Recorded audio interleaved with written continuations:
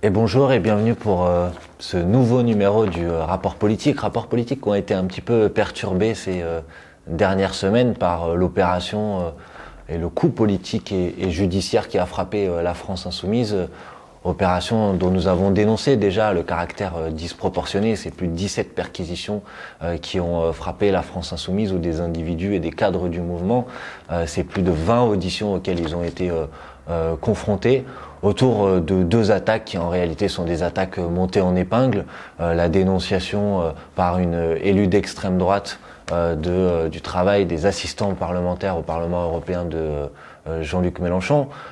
point sur lequel d'ailleurs le Parlement européen avait interrogé Jean-Luc Mélenchon qui avait apporté tous les éléments de réponse nécessaires, et le Parlement européen d'ailleurs n'a pas signalé le cas de Jean-Luc Mélenchon parmi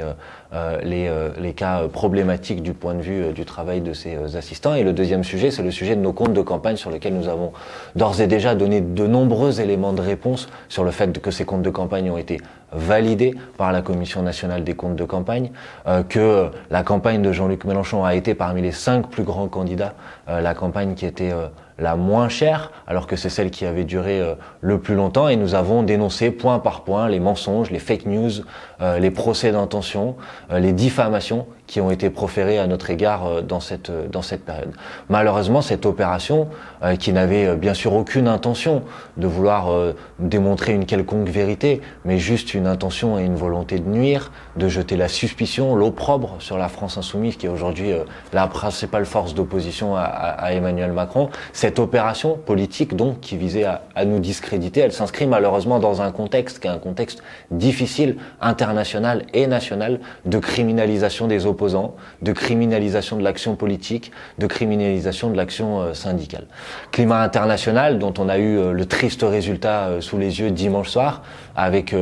l'élection d'un fasciste réactionnaire d'extrême droite à la présidence de la République au Brésil, et qui fait suite en réalité à un processus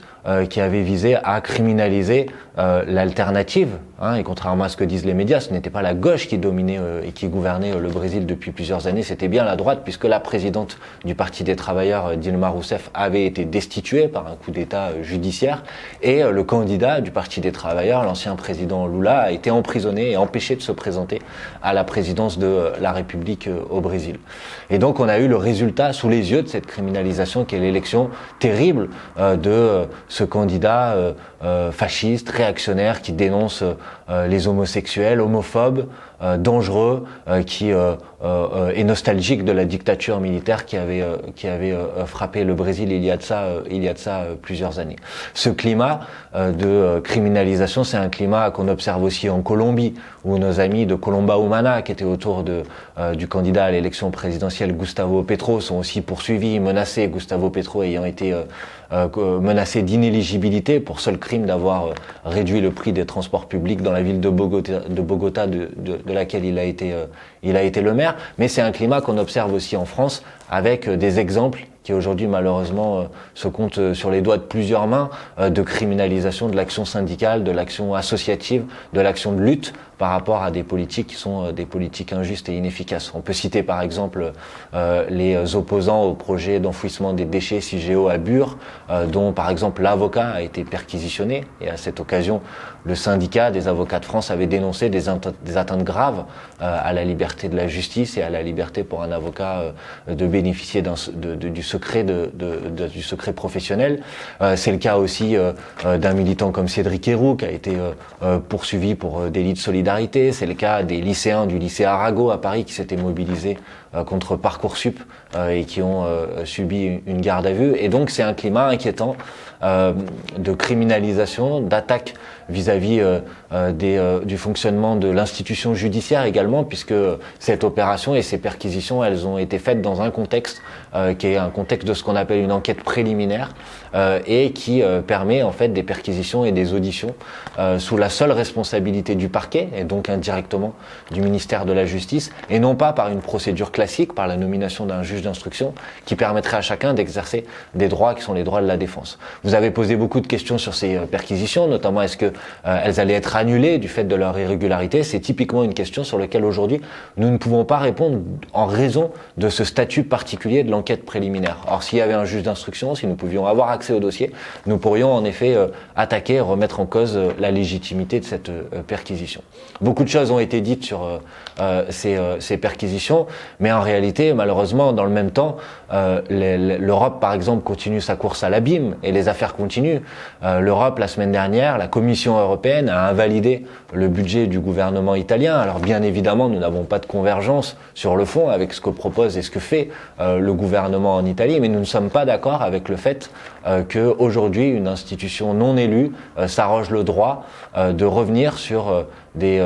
éléments budgétaires et sur la politique d'un gouvernement qui émane de la souveraineté populaire. C'est les citoyens, le peuple italien qui a choisi son gouvernement et il doit pouvoir mettre en œuvre sa politique et il n'est pas possible et il est inconcevable aujourd'hui et il est gravement problématique que l'Union européenne fasse des choix qui soient complètement déconnectés de la souveraineté populaire. Le contexte européen, c'est aussi les élections en Allemagne qui ont vu l'affaiblissement du parti d'Angela Merkel, qui devrait normalement ouvrir une opportunité pour la France, si le président de la République Emmanuel Macron voulait vraiment le faire, de peser sur la construction européenne, de rompre avec la domination de l'oligarchie allemande sur la construction européenne. Emmanuel Macron nous avait dit, vous allez voir ce que vous allez voir, nous allons engager une nouvelle ère pour l'Europe, et on a vu au contraire qu'il était resté dans la droite ligne, à la botte de Madame Merkel, dont il est aujourd'hui en fait que le simple suiviste, le simple copiste de la Commission européenne, dont il met en œuvre dans la politique nationale aujourd'hui l'ensemble des revendications et des exigences. Or, les élections européennes seront donc la possibilité et doivent être l'opportunité de montrer que nous ne sommes pas condamnés aux deux faces de la même pièce, c'est-à-dire l'oligarchie de l'orthodoxie budgétaire portée par Emmanuel Macron ou Angela Merkel, ou le repli sur soi, la progression des idées nationalistes et réactionnaires. Deux faces d'une même pièce qui en réalité s'entretiennent, parce que c'est cette idée que finalement il n'y a pas d'alternative aux politiques choisies par la Commission européenne qui renforce les solutions d'extrême droite et les solutions réactionnaires. Non, nous ne sommes pas condamnés à choisir entre ces deux faces d'une même pièce. Non, nous avons une possibilité alternative qui est une Europe au service des peuples, une Europe au service de la transition écologique, qui fait d'abord primer la volonté d'aller vers l'harmonisation sociale et fiscale, qui fait d'abord primer le partage de la richesse, la nécessaire lutte contre les conséquences du réchauffement climatique, le retour enfin de la démocratie en Europe. Or aujourd'hui, c'est dans l'élection européenne ces choix que nous porterons et c'est le sens des listes de la France insoumise, mais plus généralement du mouvement Et maintenant le peuple que nous avons constitué en Europe, qui porteront ces orientations. Donc cette élection européenne, bien sûr, elle sera l'opportunité et l'occasion de sanctionner la politique d'Emmanuel Macron, mais elle devra être aussi l'opportunité de dire qu'il existe une autre voie possible en Europe pour renouer enfin avec les revendications et les aspirations populaires. Les revendications et les aspirations populaires, elles sont aussi au cœur des initiatives qui émergent, notamment dans la colère qui monte dans le pays aujourd'hui contre la hausse des carburants. Alors ces mobilisations et ces aspirations, elles ont été immédiatement caricaturées en disant que finalement elles étaient hostiles à la nécessaire prise en compte du réchauffement climatique et à la nécessaire lutte contre les émissions de gaz à effet de serre et le réchauffement climatique. Nous disons ici aujourd'hui que, en réalité, celles et ceux qui utilisent aujourd'hui leur voiture, leur véhicule pour aller travailler, pour aller faire les courses, car ils n'ont pas la possibilité de faire autrement, ne sont pas responsables et ne sont pas coupables de ne pas tenir compte de l'impératif écologique aujourd'hui. Mais ils n'ont pas le choix, de faire autrement. Voir celles et ceux qui ne disent rien par rapport à l'impuissance et à l'inaction totale du gouvernement par rapport à l'impératif écologique, leur jeter des pierres est indigne. Non, le gouvernement ne fait rien et n'est pas en mesure de donner des leçons aujourd'hui dans la lutte contre le réchauffement climatique, quand par exemple il ne fait rien pour légiférer pour l'interdiction du glyphosate, quand il organise consciemment le démantèlement du service public et du service du rail, quand il ne fait rien pour faire en sorte que les camions aujourd'hui qui sont partout sur nos routes soient mis sur des trains dans une politique qui serait une politique ambitieuse de ferroutage. Quand il prépare la privatisation des barrages et de l'énergie hydroélectrique, non, il n'est pas en position de donner des leçons et des consignes aujourd'hui. Ces aspirations-là, cette colère qui monte et cette mobilisation contre la hausse des carburants, elle se traduit par des appels à des initiatives le 17 novembre prochain qui sont des initiatives citoyennes qui émanent de citoyens en colère. Nous avons observé une tentative des partis d'extrême droite notamment de vouloir récupérer cette initiative et nous condamnons cette tentative de récupération qui est d'ailleurs condamnée par les initiateurs de cette mobilisation eux-mêmes. Nous les condamnons et nous ne faisons pas l'erreur de penser que celles et ceux qui portent cette mobilisation en partagent les orientations de ces partis d'extrême droite qui cherchent à récupérer cette mobilisation. Nous savons qu'il y a débat sur la participation à cette initiative en raison de ces tentatives d'instrumentalisation et de récupération de l'extrême droite. Nous savons que certains insoumis y participeront, que d'autres ne le feront pas. Quoi qu'il arrive, dans ce contexte-là, nous ne pouvons que souligner qu'un mouvement citoyen qui se met en place contre la vie chère, contre la culpabilisation, contre le fait que ce soit toujours les mêmes qui soient victimes des choix budgétaires du gouvernement est une mobilisation populaire que nous ne pouvons que encourager sans pour autant être dupes des intentions de celles et ceux qui veulent la récupérer.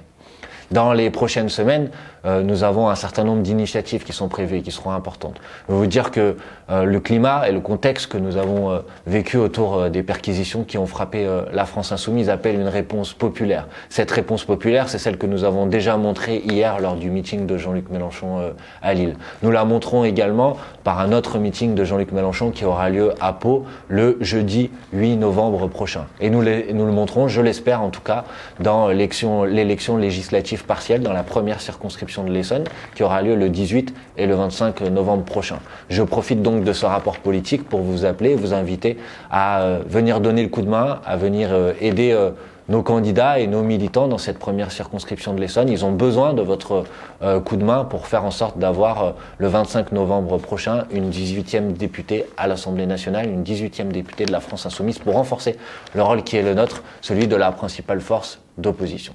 Voilà, c'est tout pour cette semaine. On se retrouve pour la semaine prochaine pour un nouveau rapport politique et d'ici là, on lâche rien, on continue et on baisse pas la tête.